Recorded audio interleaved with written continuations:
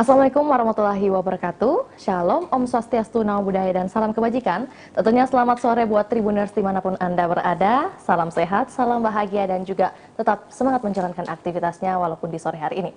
Tentu senang sekali rasanya saya Fiona Ciretno dapat kembali berjumpa di hadapan Tribuners dalam program spesial kita sore hari ini, yaitu Bincang Kota edisi 17 Mei 2023. Tentu Tribun Timur akan senantiasa membagikan informasi yang aktual, informatif, serta menarik dan perlu kita perbincangkan. Seperti yang satu ini, kita sudah kedatangan tamu yang sangat luar biasa pastinya. Tamu kehormatan bagi Tribun Timur juga. Seorang narasumber ini bisa langsung mendatangi studio Tribun Timur dan tentunya akan berbagi kepada Tribuners. Nah, kita akan membahas satu topik yang tentunya menjadi keresahan juga bagi masyarakat Makassar atau juga Sulawesi Selatan, bahkan jika hal ini tidak segera dipangkas. Nah, tema kita hari ini yaitu pabrik busur dan potensi kerawanan di Makassar. Bersama narasumber kita ada Bapak Kombes Pol Muhammad Ngajib, SIKMH, selaku Kapolrestabes Kota Makassar. Untuk itu langsung saja kita sapa dan berkenalan terlebih dahulu bersama narasumber kita. Halo Pak. Halo. Assalamualaikum warahmatullahi wabarakatuh. Waalaikumsalam warahmatullahi wabarakatuh. Mohon izin Mbak, Ya. Pak, kita panggil Abang dulu ya. Boleh. Sore hari ini. Apa saja boleh. Oke. Abang, Ya. gimana kabar hari ini? Alhamdulillah hari ini baik dan alhamdulillah sehat juga. Ya, mungkin boleh sapa-sapa Tribuners dulu nih yang sedang menyaksikan kita, Ya. dan tentunya buat suasana hangat juga dulu Pak. Silakan. Oke, salam kenal untuk Tribuners di Kota Makassar. Mudah-mudahan berkenan, sehat selalu. Oke. Ya, jangan tegang ya Pak. Untuk itu biar Ya. nggak tegang-tegang lah ya. Kita bahas profil singkat dulu dari Boleh. seorang sosok Abang Muhammad Ngajib. Ini kan sebelum menjadi Kapolrestabes di Kota Makassar, kabarnya menjabat di Palembang nih sebagai Kapolrestabes juga. Mungkin boleh diceritakan sedikit bagaimana suasananya atau transisi ketika sudah di Makassar, melihat fenomena yang ada di Kota Makassar, seperti apa nih Bang? Silakan. Jadi begini, sebelumnya juga sebelum di Makassar ini, 24 tahun yang lalu saya juga pernah dinas di Makassar. Ya. Jadi selama 2,5 tahun saya dinas di Makassar, dan kemudian setelah itu pindah ke daerah Jawa, sampai akhirnya yang terakhir menjadi Kapolrestabes Palembang. Dan alhamdulillah setelah 24 tahun diberi kepercayaan oleh pimpinan untuk menjabat menjadi Kapolrestabes Makassar. Ya. Memang awalnya ya tentunya merupakan satu rasa syukur juga karena ternyata bisa kembali lagi ke Kota Makassar. Udah 24 tahun yang lalu meninggalkan Makassar dan alhamdulillah kembali lagi ke Makassar. Ini sebenarnya suatu kenangan indah di Makassar karena putri saya pertama itu lahirnya juga di Makassar. Oh, itu di tahun berapa? Di Bang? tahun 99. Oh, seumuran dengan saya. Iya. Oke, kemudian? Nah, kemudian setelah saya sampai di Kota Makassar, ternyata begitu besar perubahan yang terjadi di Kota Makassar. Yang dulunya di beberapa tempat masih rawa, dan sekarang alhamdulillah luar biasa. Kota Makassar, perkembangan ekonominya, perkembangan sosialnya juga sangat besar. Contohnya di daerah Panakukang. Ya. Dulu saya pernah dinas menjadi kanit reskrim di Panakukang. Nah, dulu rawa itu, nah sekarang alhamdulillah wah luar biasa. Gedungnya sudah tinggi, mallnya banyak. Nah itulah, ini tentunya menjadi perkembangan yang sangat pesat di Kota Makassar. Dan melihat juga perkembangan sosial yang terjadi di Makassar. Juga ternyata di Kota Makassar ini menjadi kota yang cukup unik juga untuk dalam pelaksanaan tugas kepolisian, karena kalau saya bandingkan dengan yang ada di Palembang. Ya. Di Palembang juga termasuknya ya hampir sama ya, punya karakter yang hampir sama dengan Kota Makassar. Namun demikian karena di Kota Palembang kan kota yang tentunya masih dengan suasana yang masih cukup tenang karena wilayahnya Kondusif, juga luas, kemudian penduduknya kalau dibandingkan dengan penduduk Makassar kan hampir sama. Tapi wilayahnya ini tentunya lebih besar kota Palembang, sehingga aktivitas kehidupan sosial di Makassar ini cukup padat. Betul. Nah, karena juga Makassar ini kan merupakan kota metronya Sulawesi Selatan, wilayah timur Indonesia, ini menjadi barometer. Nah, sehingga tentunya perubahan-perubahan itu perubahan yang sangat signifikan ya kalau dibandingkan dengan yang ada di kota Palembang. Ya, sangat menarik. Jadi masing-masing ada keunikan tersendiri ya. Betul, ada karakternya. Tapi mungkin tadi yang disampaikan oleh Abang ada kesamaan nih antara pada saat di Palembang dan juga kota Makassar. Mungkin seperti apa yang boleh didetailkan? Nah, di sini ada satu kesamaan memang kehidupan sosialnya, terutama ada di masyarakat di sana juga termasuknya cukup keras ya untuk kehidupannya, karena di sana ada namanya budaya atau suatu kebiasaan itu tujah, sehingga ada masalah begitu ada emosi langsung dengan tujah dengan senjata tajam. Kemudian di sini juga ternyata ada satu hal yang sama, yaitu ada budaya sirik, kemudian ada penggunaan badik juga. Nah, di sini ternyata hampir-hampir sama kan. Kemudian juga ada dampak sosial juga terkait dengan tawuran. Dulu di Makassar sini pada saat saya dinas di sini dulu sudah ada tawuran. Kemudian di tahun 2023 saya masuk di sini ternyata masih ada tawuran.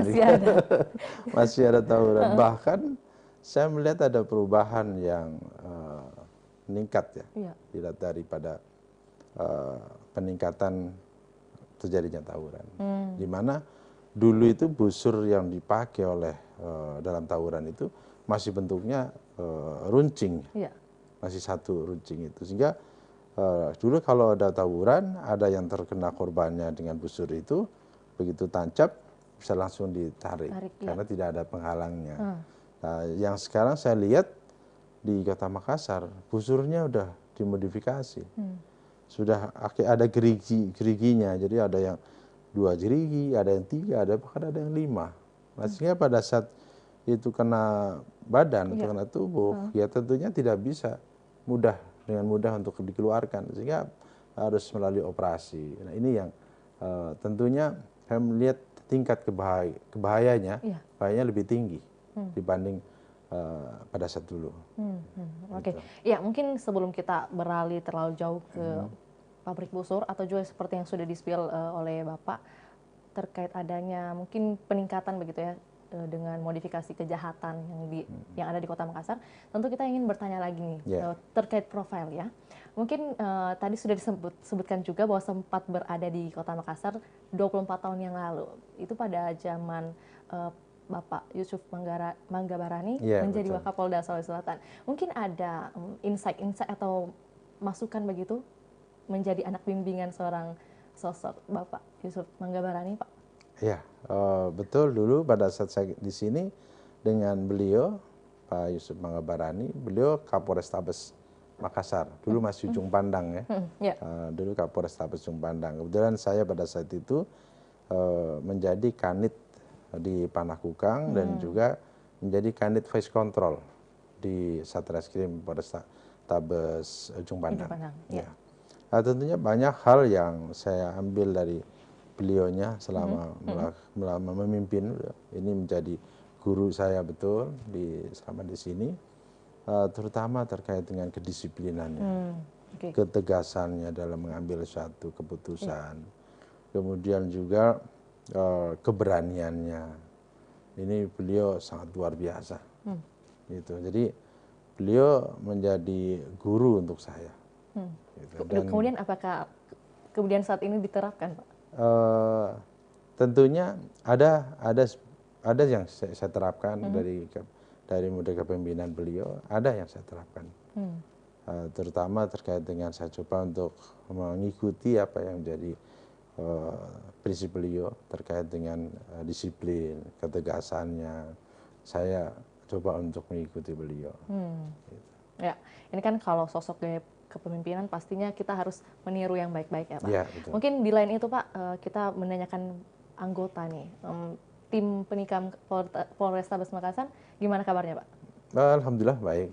Dan alhamdulillah juga mereka cukup bagus ya dalam mengambil suatu langkah-langkah tindakan cepat. Ya. Dan memang ini yang kita perlukan saat ini. Betul. Di mana saat ini saya selaku Kapolrestabes Makassar, saya sudah membuat ada nomor bantuan polisi. Nah, dari nomor bantuan polisi lah itu kita targetkan ada sebelum waktu 10 menit harus personil Polri harus sudah tiba di wilayah.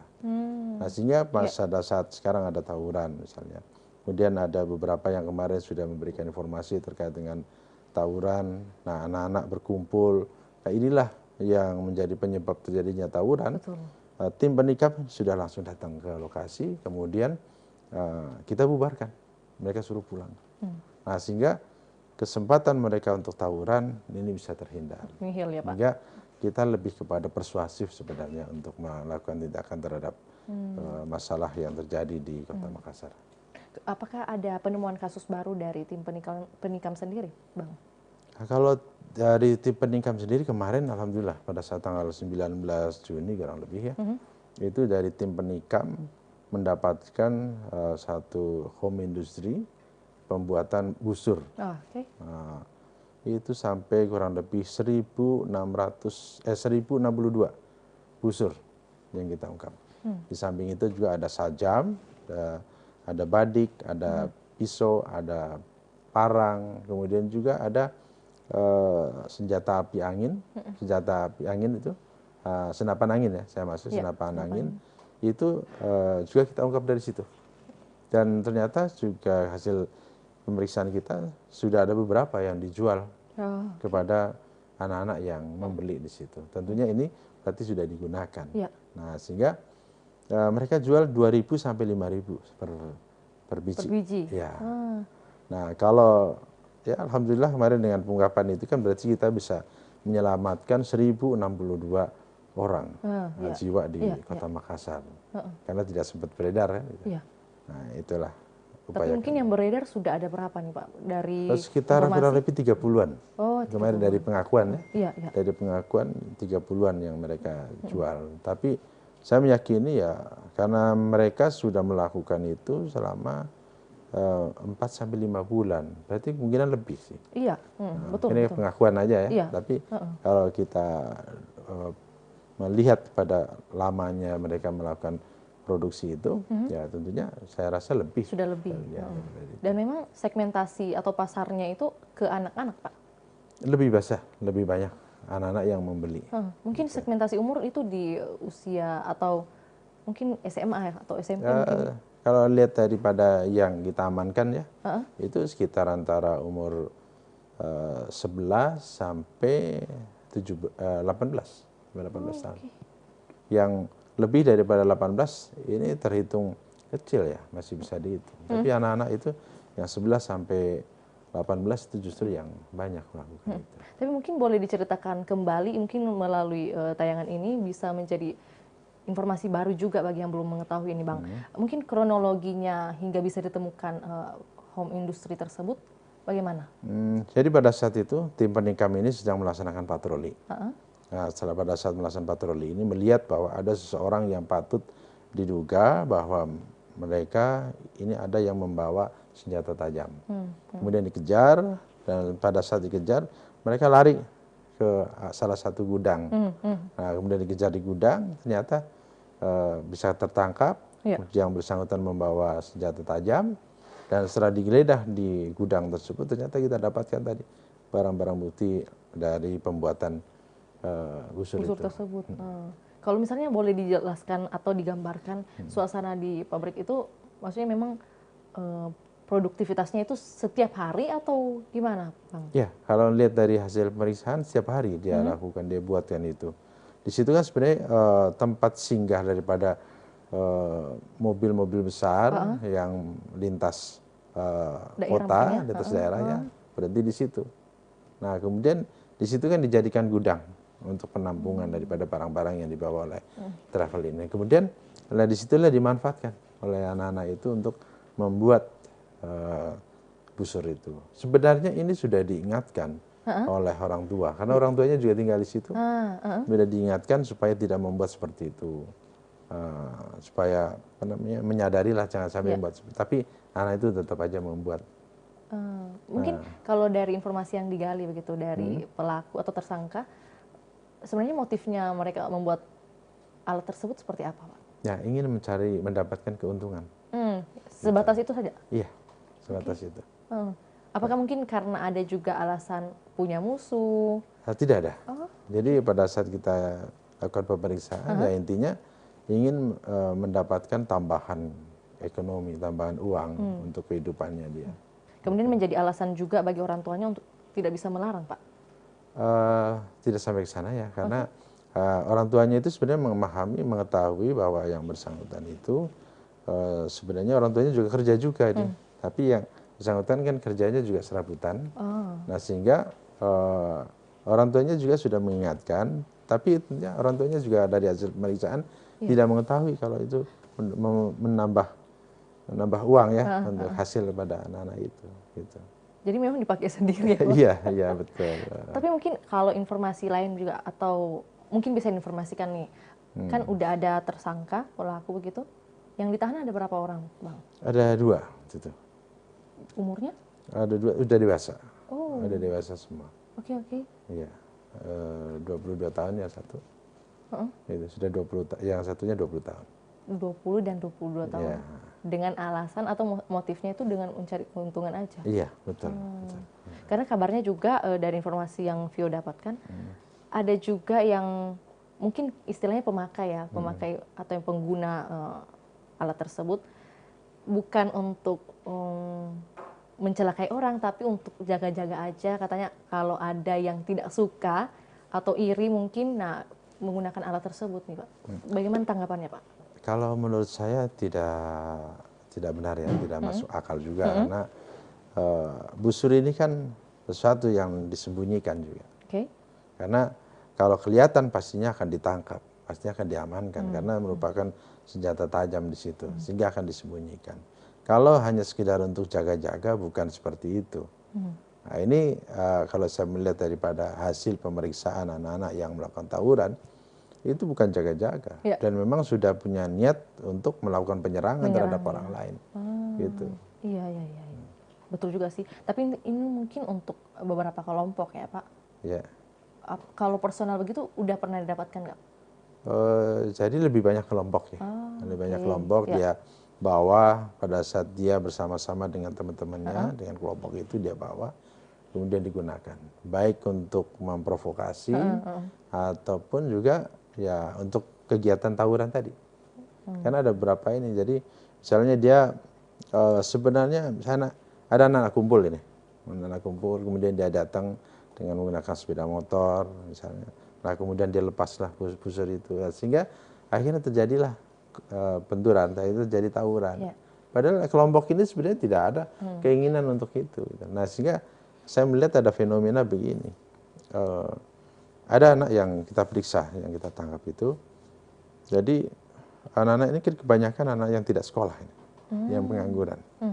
Nah kemudian bertemulah dengan anak-anak yang sekolah, kemudian menyampaikan bahwa ternyata ada satu fenomena bahwa seseorang itu untuk bisa menjadi yang kuat, orang yang bisa menjadi pimpinan, orang yang bisa mendapatkan suatu keuntungan, dia harus kuat, dia harus menjadi orang pemimpin. Nah disitulah ada suatu pemahaman yang salah pada anak-anak yang tidak sekolah. Itu yang anak-anak sekolah saja punya pemahaman yang seperti itu. Nah kita ikuti ya.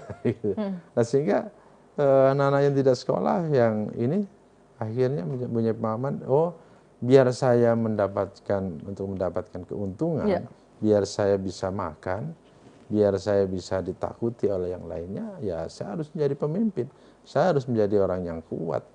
Nah disitulah ditunjukkan kekuatannya ya untuk dengan melakukan tawuran atau melakukan sampai tindakan kriminal. Nah itulah diwujudkan, sehingga tentunya ini menjadi satu permasalahan yang tentunya perlu kita lakukan secara bersama-sama ya, antara semua pihak, semua elemen masyarakat untuk merubah mindset, Betul. merubah satu Pola pikir moral ya. ya, pola pikir dan moral juga kepada anak-anak yang memang mungkin tidak terawasi, nah sehingga liar, sehingga banyak provokasi, banyak satu kebiasaan-kebiasaan yang salah diterima oleh anak-anak itu, sehingga menjadi ada di berada jalan yang salah. Betul. Karena saya melihat di Kota Makassar itu anak-anaknya luar biasa, saya melihat pandai-pandai. Kemarin saya pada saat membuka launching Balak Barakah, Ya. Rumah Barokah, itu saya temukan ada anak yang baru mau lulus SMP, gitu. Saya tanya, ikut tawuran juga? Ikut. Terus kemudian bagaimana hasil sekolah kamu? Nilainya 9. Luar biasa. Nah, tapi memang dari performan anak itu ini ikut-ikutan untuk yang Untuk diakui mungkin tidak etis untuk, apalagi cukurannya sampai potongannya juga tidak layak lah sebagai seorang pelajar, karena potongannya juga potong sampai ke sini dibentuk gitu. Nah itu kan sebenarnya di aturan sekolah kan tidak boleh ya, kan, betul. tapi itu dilakukan. Jadi tapi saya lihat tuh nilainya besar sekali, bisa rata-rata 9. Saya tanya, mau melanjutkan sekolah? Iya Pak. Dari situlah saya empati terhadap anak itu. Kemarin saya langsung sampaikan, ya kamu jadi anak angkat saya. Saya bapak asuh kamu. Ya. Saya niatkan untuk bisa kamu sekolah untuk ke SLTA ya. Gitu, Mbak. Baru satu Pak. Baru satu. Nanti insya Allah mudah-mudahan perjalanan ini saya menemukan juga yang sama. Ya saya akan mungkin tidak hanya satu, tapi setiap saya menemukan yang bisa saya bantu, insya Allah saya akan bantu. Jadi nanti akan banyak anak angkat ya Bang? Insya Allah. Gak apa-apa, nggak jadi masalah juga? Tidak ada masalah, insya Allah. Semuanya ada jalannya. Allah SWT pasti akan memberikan satu yang lebih dan akan memberikan jalan untuk mencari jalan keluar dari permasalahan-permasalahan yang ada. Gitu. Kalau berbicara tentang permasalahan, tentunya menyambung dari yang tadi disampaikan bahwa penemuan pabrik busur, kemudian pelakunya masih muda, 20-22 tahun. Menjadi pertanyaan juga pastinya bagi Tribuners nih Pak ya. Mereka mendapatkan modal itu dari mana? Berdasarkan informasi, dan kemudian hasilnya itu digunakan untuk apa nih Bang? Jadi kalau bahannya sendiri itu kan bisa diambil dari tempat-tempat, sebarang tempat. Sisa daripada pembangunan. Nah itu kan besinya itu tinggal ambil, dia kumpulkan. Jadi dia mengumpulkan sisa-sisa dari bangunan. Dari sisa bangunan itu dia buat. Nah kemudian kan tinggal alatnya juga kan terbatas, cukup dengan palu, bisa runcing, kemudian bisa dibentuk dengan menggunakan gergaji.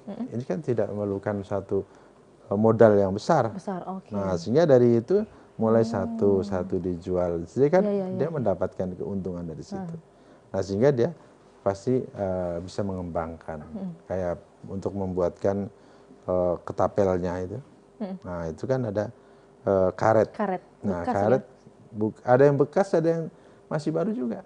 Yang biasa digunakan untuk alat kesehatan itu. Nah itu mereka gunakan itu, mereka beli. Karena saya yang dapatkan ada 2 ya. 2 itu masih baru.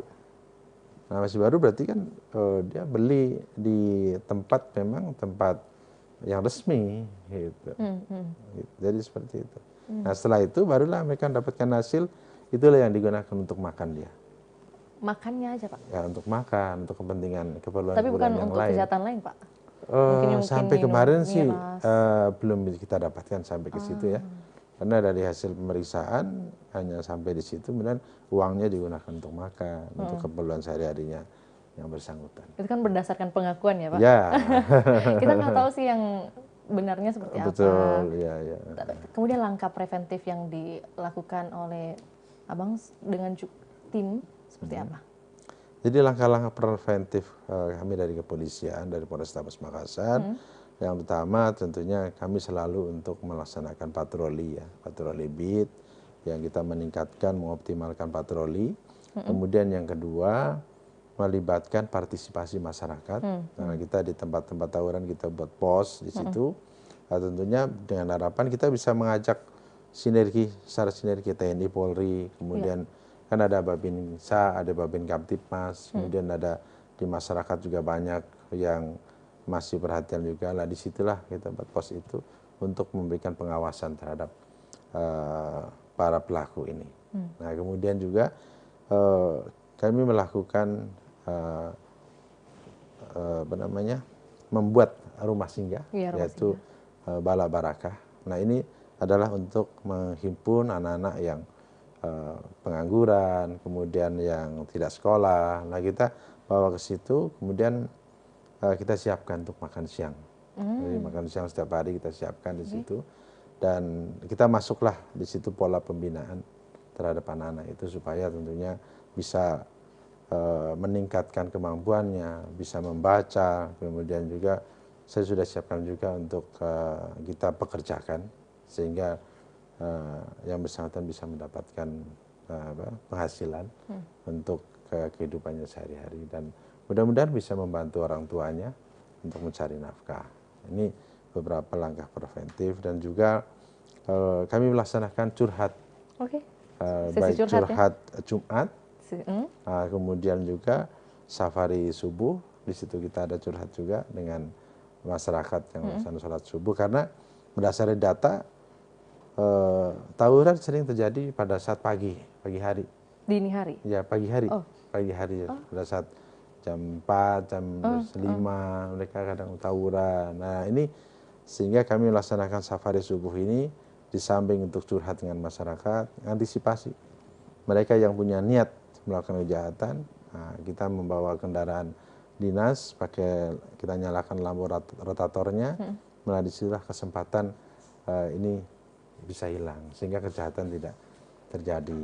Ini langkah-langkah preventif kami.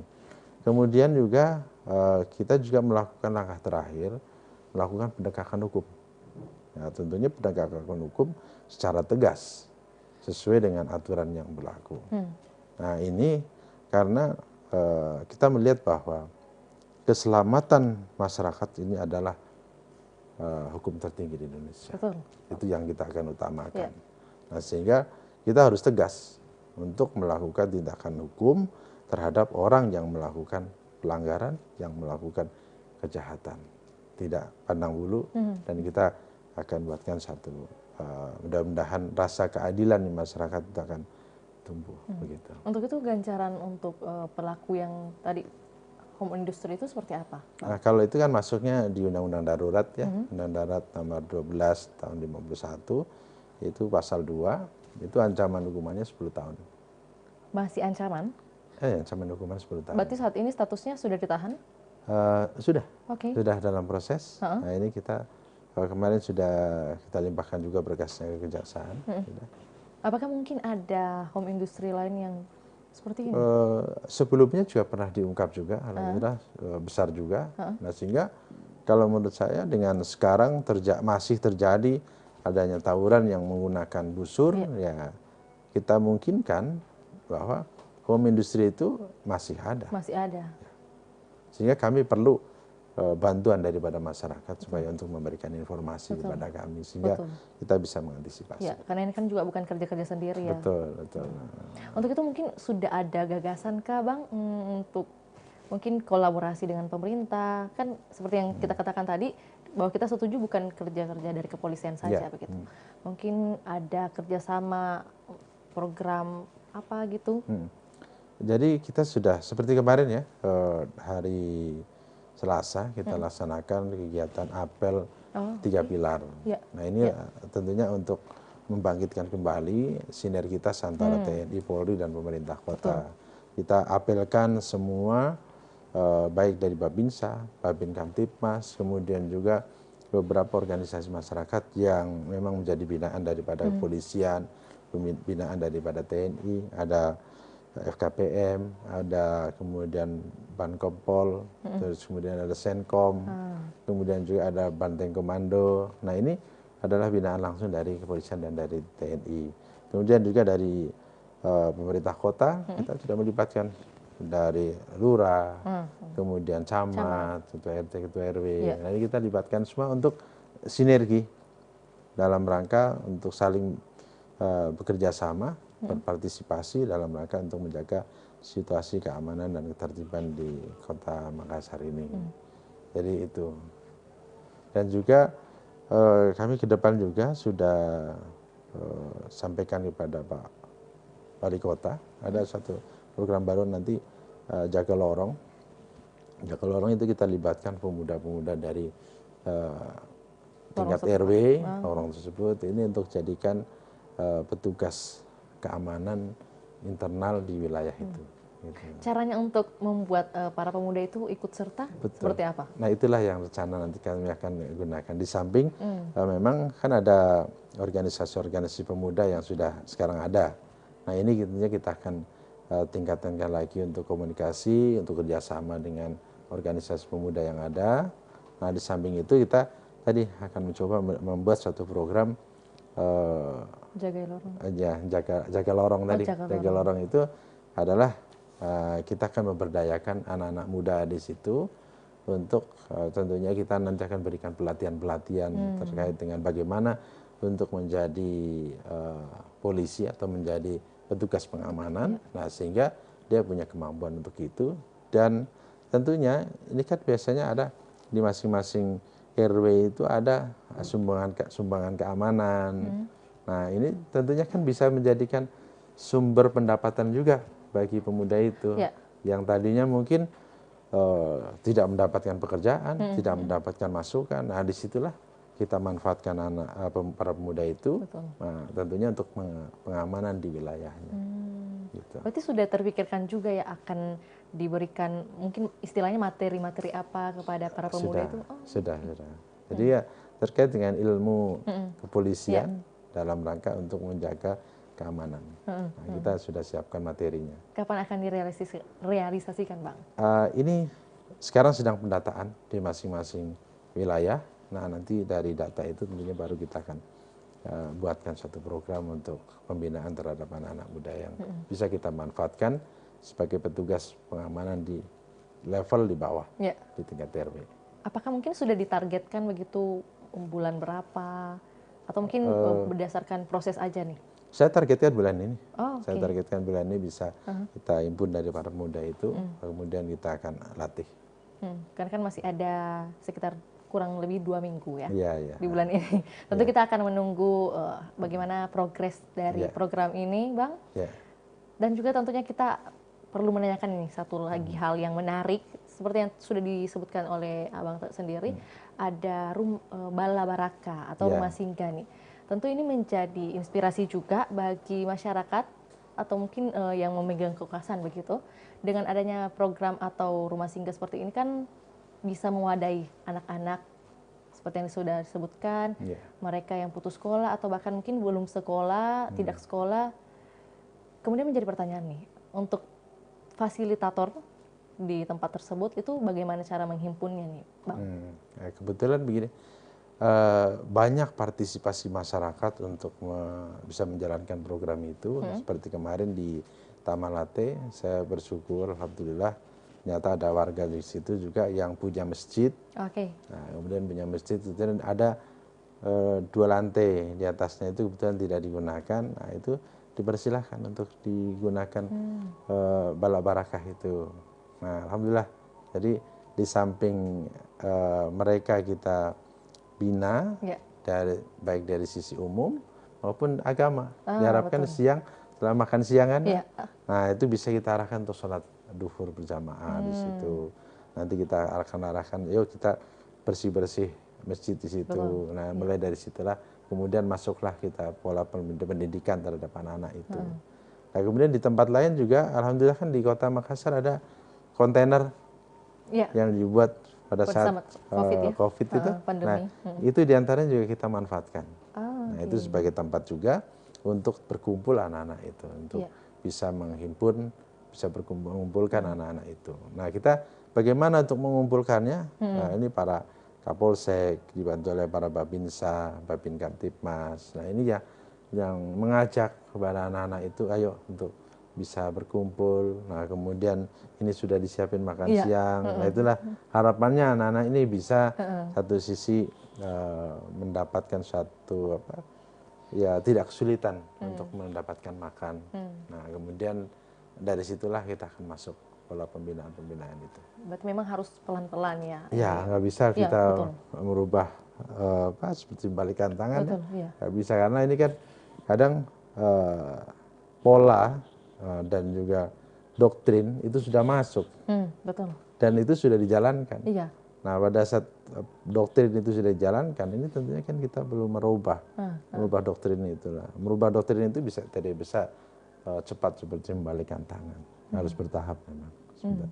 Dan untuk titik-titik pendirian Bala Baraka ini mungkin ada di beberapa tempat atau baru berapa nih Bang? Kita sudah buatkan ada 4 ya, ada 4 tempat yang kemarin sudah kita buat dan kita gunakan.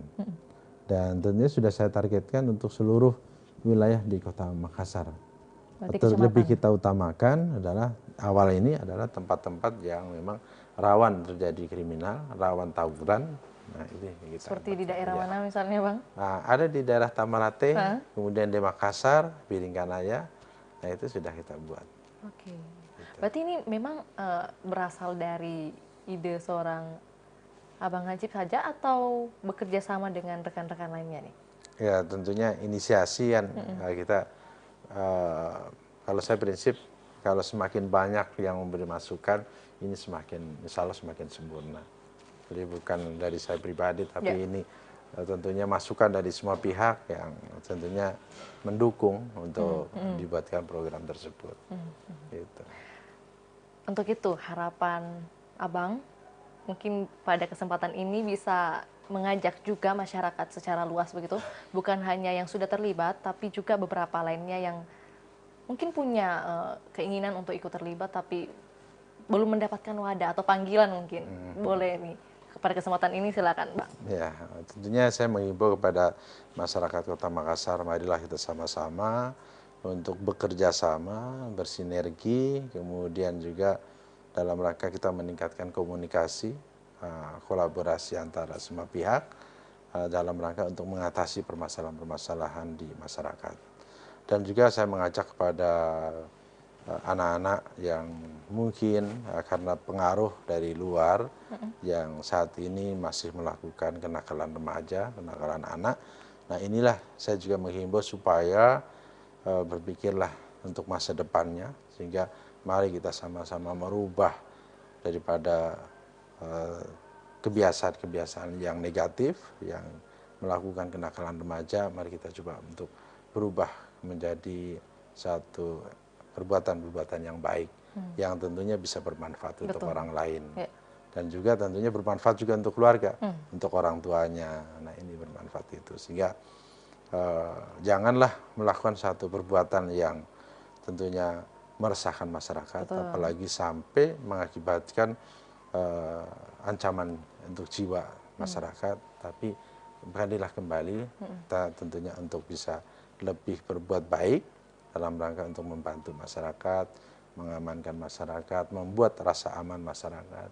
Karena dengan amannya di masyarakat tentunya saya yakin semuanya akan bisa berjalan dengan tentram, yang ibadah juga bisa melaksanakan dengan khusyuk, dan tentunya saya yakin dengan keamanan, ketertiban yang terjaga, ekonomi di Kota Makassar juga akan semakin naik, semakin tinggi.